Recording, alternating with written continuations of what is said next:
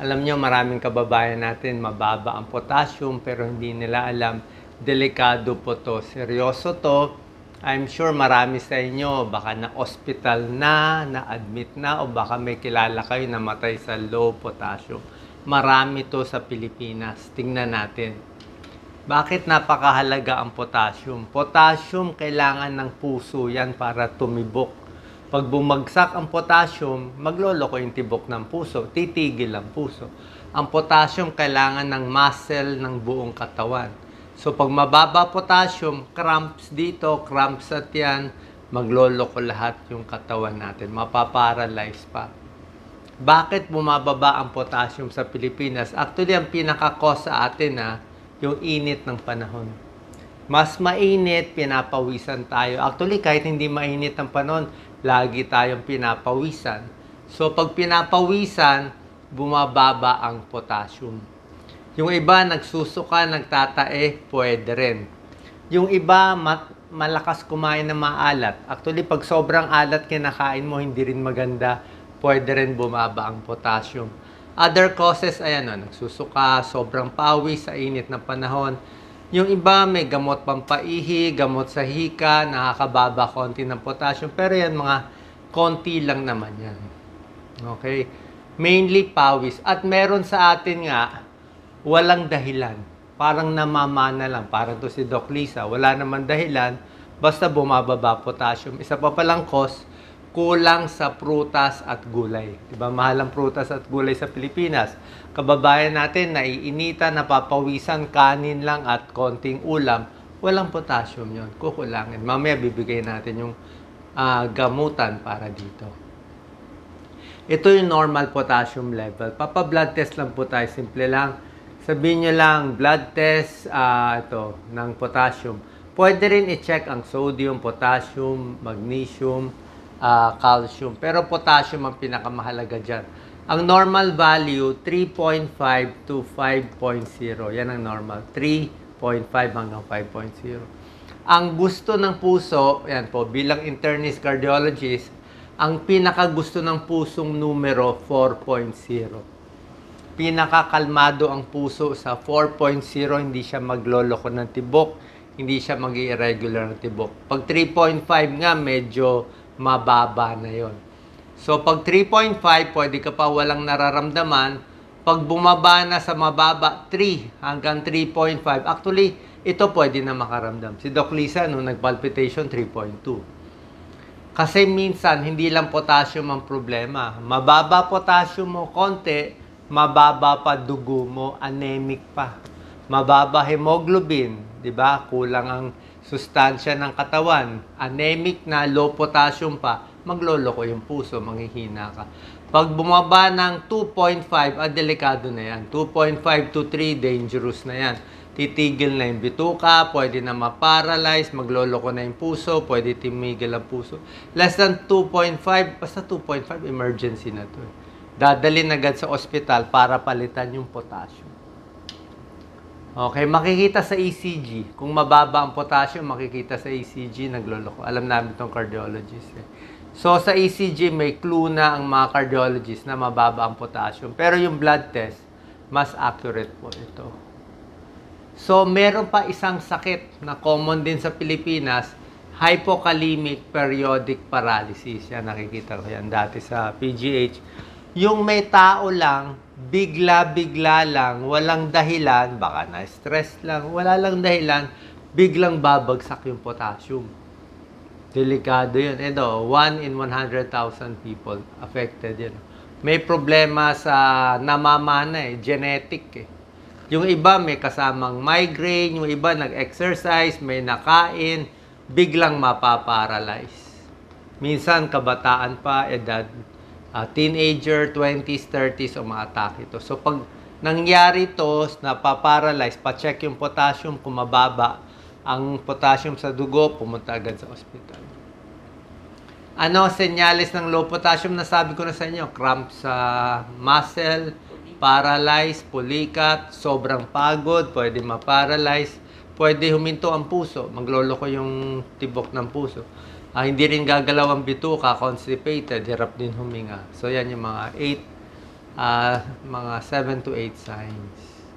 Tired, leg cramps, irregular heartbeat ang pinakadelikado. Meron ding bloating, meron ding manhid-manhid. Actually, dahan-dahan yan eh.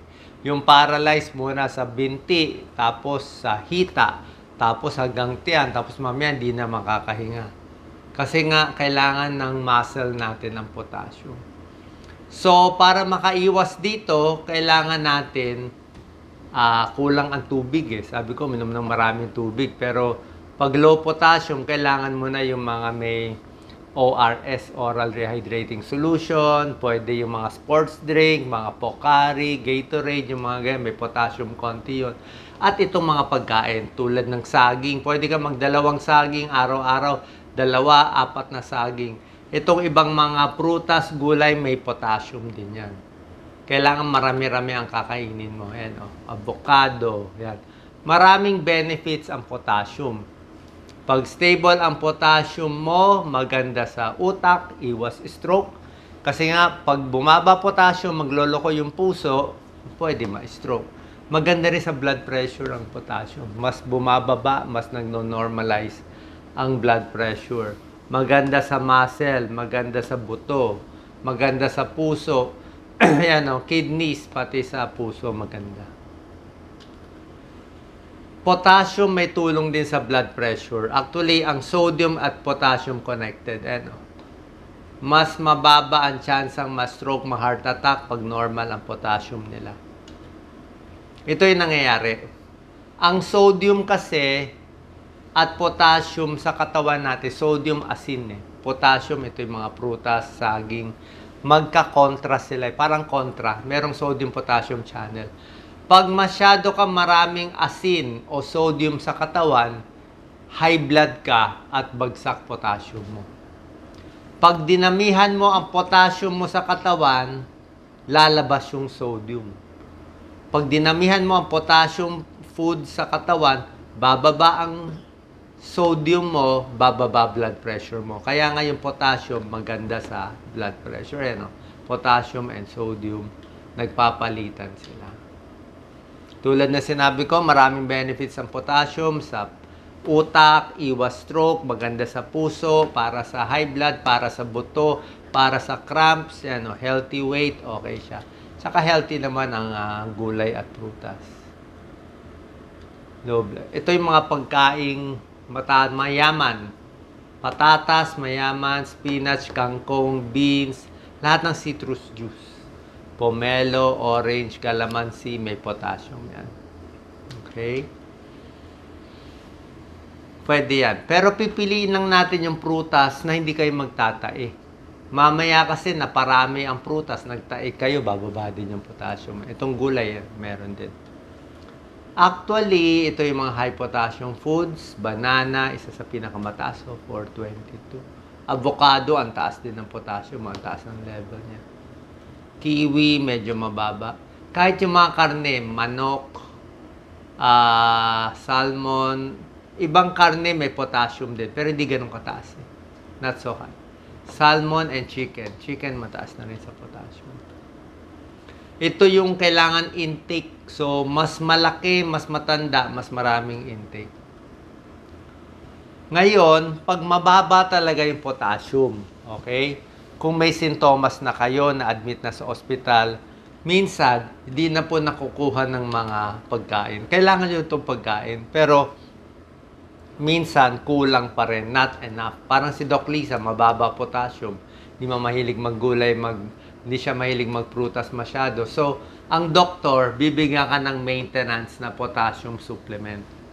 Okay? Pero yung potassium supplement, kailangan nila i-maintain to yung mga taong mababa potassium. Pero may side effect din. Yung iba masakit sa tiyan. Yan si Doc Lisa, pag uminom ng potassium supplement, reklamo siya, masakit ang tiyan. Minsan nagtatae.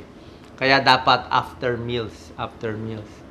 Ipapakita ko lang yung mga nire-reseta ng doktor na kailangan prescription. Hindi nyo naman mabibili. Pero para alam nyo lang ano yung available sa Pilipinas. Paiba-iba kasi ang available sa Pilipinas. Minsan meron tong brand, minsan wala. Hindi ko po ina-advertise, hindi natin binibenta kasi life-saving to pampabuhay to Ito rin re-reseta ng doktor nyo. Hindi naman ako magbibigay sa inyo. Kahit pumunta kayo sa Mercury, hindi naman kayo makakakuha ng ganitong gamot. Punta pa rin sa doktor, reseta. Pinapakita ko lang para may idea kayo ano yung ire-reseta din ng doktor at saka baka may doktor din tayong nanonood sa atin. So, ito yung kailangan doctor's prescription. Okay? Dalawa lang Baka may ibang brand pa, pero ito mga luma na to 10-20 years pa. K-Lite, merong K-Lite na, basta potassium chloride. Potassium chloride, ito mataas 600 milligrams. Mataas na dose ito. 600 K-Lite. Pero si Doc Lisa, sumasakit ang tiyan dito. Sobra siya reklamo. Mas gusto niya tong Kalium Durul. Potassium chloride din, 750 milligrams nga. Mas mataas pa nga yung dose Yan So ito ngayon ininom ni Doc Lisa once a day. Tuloy-tuloy siya. Pang hypokalemia. So ito yung re-reseta ng doktor nyo. Either this or this ibibigay. Baka once a day. Depende gaano kababa. Pero pag dinala ka sa ospital, sa swero, pero yung sa swero, dahan-dahan ang lagay. Pag napabilis, delikado, nakamamatay din. So talagang binabantayan yung potassium sa dugo. Dapat saktong-sakto. Sasabihin mo, inom na lang ako, Doc, niya. Hindi po pwede. Bawal uminom. Kasi kung normal ang potassium mo, ininom mo to, biglang tumaas ang potassium, nakamamatay din. Overdose, nakamamatay. Underdose, nakamamatay. Delikado. Okay? Pinapakita ko lang sa inyo, doctor's prescription. Kasi ito yung pampabuhay. Alam ko yung iba sa inyo nga, hirap magpa-check up. Ngayon, meron ding potassium chloride at ibang potassium supplement. Pang mababang potassium din to May potassium chloride, may potassium gluconate. Pero ito, over the counter. Nabibili kahit sino pwede sa mga healthy stores. Pero tingnan nyo, nagbigay ang Food and Drug Administration ng US ang limit, maximum dose ay 100 lang o hindi dapat aabot ng 100 ang dose. Ibig sabihin nga, delikado pag sobra. Yung mga nire-reseta ng doktor, 750 milligrams mataas. 600 milligrams mataas. Ang mabibili nyo lang, pag walang reseta, wala pang 100. Kaya ang dose nila, tingnan mo, 99 lang. 99 milligram, 99 milligram. Kahit ano daw dito pwede. Pero parang mas malakas magpataas ng potassium chloride. Itong potassium gluconate, mas hindi ganun kalakas. Pero parang parehong okay. May ibang pasyente, may kidney problem, o may mga kidney stone, binibigyan ng potassium citrate. Ibang usapan yun. Potassium citrate, pang kidneys yun Hindi yun para dito. Okay? Unang-una, bawal bumili basta-basta. Pinapakita ko lang sa inyo kasi nga delikado to. Pero mas maganda alam nyo ano yung paggamit. Pero yung ganitong supplement, 99 milligrams lang, hindi siya ganun kataas. Kahit uminom, parang konting tulong lang siya. Okay? Hindi natin ina-advertise, tinakpan ko nga yung brands Pero kasi kailangan alam nyo to Baka dito na mabuhay delikado. Kasi life-saving to, delikado yung potassium. Lalo na nasa probinsya ka, hindi ka makapa-check up, diba? Baka ito lang ang pag-asa natin. So, sino ang bawal ng mataas ang potassium? Papakita naman natin side effect. Bawal to, bawal to. Sino bawal nito? Pati yung mga pagkain ganito. Ang bawal lang dito ay pag may kidney failure na. Pag kidney failure ka, stage 4, stage 5, tumataas na yung creatinine, tataas potassium nun. Kasi nga nasira na yung kidneys. So pag ganito, bawal ang potassium. Baliktad yan, baliktad. O nagda-dialysis, depende sa doktor nyo. Okay? So itong dalawa lang naman mainly yung consideration natin. May mga gamot na nakakataas ng potassium tulad ng losartan at yung mga enalapril, pero hindi naman ganun kataas Sa tingin ko wala namang kaso. Lalo na sa Pilipinas, mainit masyado, okay lang medyo mataas yung potassium. Naturo ko naman yung target natin, di ba? 3.5 minimum, 4.0 ang level na gusto natin. 4 ang gusto nating number. Pag 3.5 o 3, delikado na yun. Okay? So, yan ang mga high potassium foods. Sana po nakatulong tong video natin para sa low potassium. Kung duda kayo, nanghihina kayo, wala namang masama, magpa-blood test, CBC, complete blood count, check kung anemic, pa-check yung serum potassium. Gusto nyo, normally yung electrolytes sodium, potassium, calcium, magnesium. Yung 4 importante. Pero yung potassium ang pinakamahalaga dito. Salamat po. Punta po tayo sa ating doktor kung may problema kayo dito sa potassium. Usually, nephrologist ang pinupuntahan. Kidney specialist pag low potassium. Usually, nephrologist. At pag nagloloko yung puso, pwede rin cardiologist. Pero mas linya ng nephrologist ang low potassium. Salamat po.